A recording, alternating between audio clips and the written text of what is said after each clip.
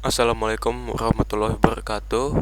Perkenalkan sebelumnya nama saya Muhammad Chandra Haryadi dengan NIM L1A0191080 dan ini merupakan video UTS saya dalam mata kuliah diplomasi. Oke, pertama kita akan masuk ke latar belakang terjadinya krisis misil Kuba. Krisis misil Kuba merupakan konfrontasi non-militer yang terjadi antara Amerika Serikat dan Uni Soviet. Peristiwa ini terjadi selama 13 hari, yakni dari tanggal 16 Oktober 1962 hingga 28 Oktober 1962. Krisis misil Kuba merupakan peristiwa 13 hari, di mana selama 13 hari situasi politik kedua belah pihak serta militer sangatlah tegang. Presiden Amerika Serikat pada kala itu, John F. Kennedy, menyiarkan berita kepada rakyat Amerika tentang keberadaan misil Soviet. JFK kemudian akan melakukan blokade laut dan kapal atau biasa disebut dengan istilah naval blockade, dan Amerika Serikat pada kala itu siap menggunakan kekuatan militer guna menghilangkan ancaman nasionalnya. Tetapi tragedi ini dapat dihindarkan ketika Amerika Serikat setuju untuk menandatangani perjanjian dengan Uni Soviet bahwa Amerika Serikat berjanji untuk tidak menginvasi Kuba dan akan memindahkan pangkalan nuklirnya di Turki secara rahasia. Kemudian kita masuk ke faktor pemicu krisis misil Kuba. Yang pertama adalah ketegangan antara dua kubu, yaitu Amerika Serikat dengan Uni Soviet, di mana krisis misil Kuba merupakan kepanjangan dari rentetan krisis antara dua kubu yang semakin memperkeruh suasana. Sebelumnya telah terjadi peristiwa krisis Berlin di tahun 1961, di mana Khrushchev membuat keputusan untuk membangun tembok Berlin guna mencegah populasi Jerman Timur agar mereka tidak dapat kabur. Peristiwa lainnya yang memperkeruh hubungan Amerika Serikat dan Uni Soviet adalah kegagalan Amerika Serikat dalam invasi Teluk Babi, di mana Amerika melatih tentara-tentara Kuba yang diasingkan untuk menggulingkan pemerintahan Fidel Castro. Peristiwa Teluk Babi dianggap sebagai titik balik retaliasi Soviet dalam melawan provokasi Amerika dengan cara menginstalasi beberapa hulu ledak nuklir. Yang kedua adalah instalasi misil nuklir oleh Uni Soviet. Pada tahun 1962, pesawat pengintai Amerika Serikat dengan kode U-2 berhasil mengkonfirmasi bahwa terdapat misil nuklir yang sedang dalam proses konstruksi. Ini mengimplikasikan, pertama, Uni Soviet hanyalah menggertak Amerika Serikat. Kedua, Uni Soviet berencana untuk menyerang Amerika Serikat.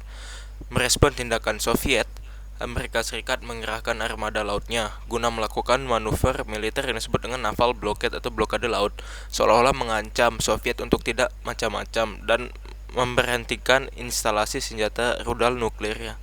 Peristiwa ini menurut para pakar merupakan titik terdekat eskalasi perang dingin menjadi perang besar-besaran atau full-blown war. Yang terakhir adalah perebutan pengaruh kepulauan Karibia antara Amerika Serikat dan Soviet.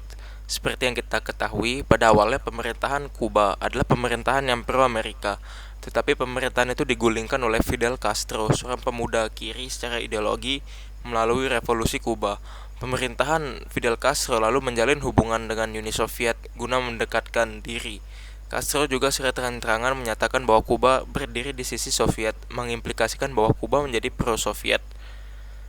Hal ini tentu tidak diterima oleh Amerika dikarenakan lokasi Amerika dan Kuba yang berdekatan. Serangkaian hal dilakukan oleh Amerika untuk melengsarkan Fidel Castro, salah satunya melancarkan operasi yang dikenal dengan nama invasi Teluk Babi yang berujung dengan kegagalan. Kemudian kita masuk ke materi selanjutnya, yaitu definisi. Diplomasi koersif merupakan metode diplomasi yang melibatkan ancaman dan menggunakan prinsip wait, try, and see.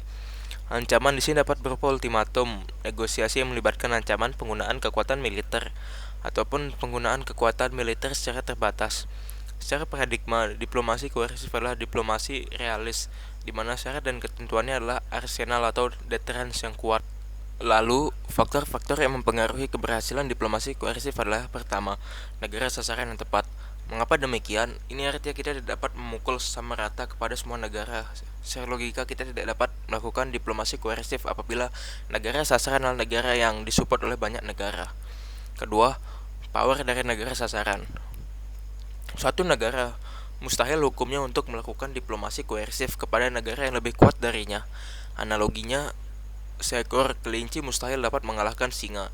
Tapi bukan hal yang mustahil bagi seekor kelinci untuk mengalahkan seekor ulat. Ketiga, pengaruh atau influence yang kuat dari negara pelancar diplomasi koersif. Seperti yang kita ketahui, panggung internasional berporos pada prinsip realisme. Artinya, semakin kuat pengaruh yang kita pegang, maka semakin adidaya kita. Sebagai contoh, Rusia dan Cina. Kedua negara tersebut sama-sama memiliki pengaruh yang kuat. Ketika kedua negara tersebut menggabungkan kekuatan secara formal atau ibaratnya mereka beraliansi, maka kedua influence atau pengaruh kedua negara tersebut akan menyatu. Keempat adalah metode try and see yang benar. Metode atau cara-cara negosiasi yang benar di sini adalah tuntutannya. Diplomasi koersif sebagaimana yang kita ketahui merupakan satu langkah sebelum berperang. Tuntutan yang diminta haruslah seimbang dan tidak berat sebelah. Karena pada dasarnya diplomasi koersif adalah menyelesaikan masalah tanpa peperangan. Kelima adalah kekuatan militer yang kuat. Untuk hal ini adalah hal yang wajib, mengingat diplomasi koersif adalah diplomasi yang mengancam, menggunakan deterrence, dan terlebih negara yang melakukan diplomasi koersif adalah negara-negara yang harus siap berperang. Selanjutnya kita akan masuk ke studi kasus. Mengapa Amerika dikatakan melakukan diplomasi koersif? Ini dikarenakan, pertama, Amerika sebelumnya berencana akan melakukan invasi atau operasi militer terhadap Kuba tanpa ada niatan diplomasi dengan Uni Soviet, dengan dalih bahwa Uni Soviet telah melakukan pelanggaran kedaulatan dan mengancam keselamatan nasional Amerika Serikat.